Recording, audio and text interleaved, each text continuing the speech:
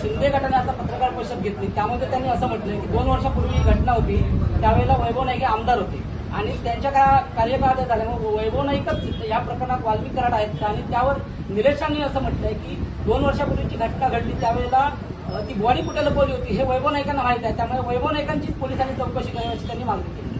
खरं याआधी सुद्धा अंकुश राणेंची हत्या झाली होती. निलेश राणेंचे जे चुलत काका होते त्यावेळी सुद्धा नारायण राणेंनी माझ्यावरच आरोप केले होते की वैभव नाईकांनी हत्या केली. आज पण ज्या पद्धतीने गेल्या 2 वर्षापूर्वी ही हत्या झाली आणि हत्येतले प्रमुख आरोपी असलेले सिद्धेश शिरसाट हे यांची हाका कोण आहे हे आता सगळ्यांना माहिती झालेलं आहे आणि त्यांच्या हक्कामुळे हे 2 वर्ष प्रकरण लपलं होतं. परंतु त्यांच्यात असलेल्या आर्थिक देवघेवी शिंदे गटातल्या 2 युवा नेत्यांमध्ये असलेल्या आर्थिक देवघेवीवरून हे प्रकरण पुन्हा बाहेर पडलं आणि या प्रकरणाला वाचा फुटली.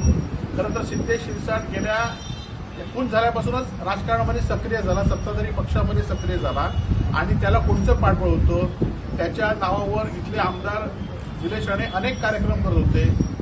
लोकसभा आणि विधानसभा निवडणुकीच्या जल्लोषामध्ये सुद्धा त्याच्याच खर्चामध्ये कार्यक्रम झाले होते. दहीहंडी असू दे, तर्कासू स्पर्धा असू दे, त्याच्याच खर्चात ह्यांच्याच बॅनरखाली हे कार्यक्रम झाले होते.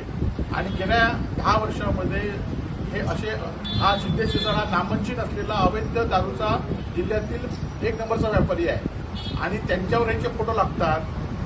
2 वर्ष सातत्याने चालू आहे. वाळू चोरांबरोबर यांचे फोटो लागतात, त्याचबरोबर मटका व्यावसायिकांबरोबर यांचे फोटो लागतात. गुटख्यातील एका व्यापाऱ्याकडे 50 लाख रुपयांची खंडणी ह्यांच्याच एका माणसाने पुण्याच्या मांद्याच्या शिरसाट व्यापाऱ्याकडे मागितली आहे. आणि त्यामुळे या सगळ्यांच्या गेल्या 10 वर्षात जी परिस्थिती कायदा सुव्यवस्थेची होती ती पूर्णपणे बोजवार झाली आणि ह्यांच्या पाठीची कुठली हाका असल्यामुळे ही परिस्थिती झाली आहे.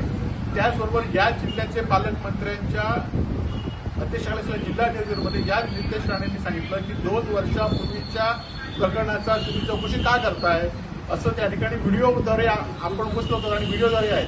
म्हणजे हा प्रकरण आमचं त्या एक सर्वसामान्य माणसाचं अपहरण करून त्याचा खून करण्यात आला आणि पोलीस त्याचा तपास करताना तो तपास 2 वर्षापूर्वी का करताय असे इथले आमदार सांगतायत. आणि त्यामुळेच आम्ही या खरं तर जे कोण असतील दोषी त्यांच्यावर कारवाई झाली पाहिजे. एवढंच नव्हे तर 1.5 वर्षापूर्वी हे प्रकरण माहिती असलेल्या लोकांवर सुद्धा चौकशी झाली पाहिजे अशी आमची प्रमुख मागणी आहे.